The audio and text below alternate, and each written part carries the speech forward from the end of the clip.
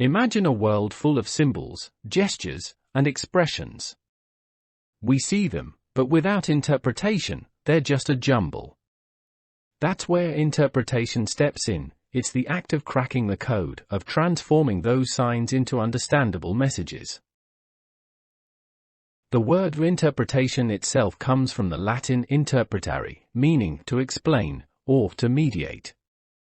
It's about taking something unclear and making it clear, bridging the gap between the symbol and its meaning. Think of it like translating a foreign language. You take the words in one language and transform them into their equivalent in another. Interpretation is everywhere.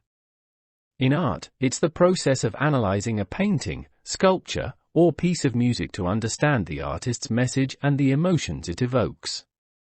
In history, it's deciphering the meaning of historical documents, monuments, and artifacts to piece together the story of the past. Even in everyday life, we constantly interpret a friend's facial expression, a colleague's tone of voice, the symbolism in a movie. But interpretation isn't a one-size-fits-all process. It's influenced by our background, experiences, and even cultural context. Imagine two people looking at the same painting. One might see a scene of peace, the other a sense of isolation. Interpretation is subjective, a dance between the message itself and the interpreter's unique perspective. However, this subjectivity doesn't mean interpretation is random.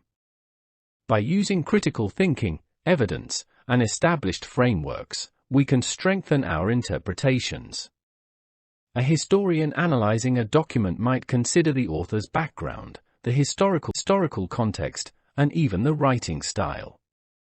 This careful approach helps us navigate the subjectivity and uncover the most likely meaning. So, the next time you encounter a symbol, a text, or even a situation, remember the power of interpretation. It's the lens through which we understand the world, the key that unlocks the hidden messages all around us.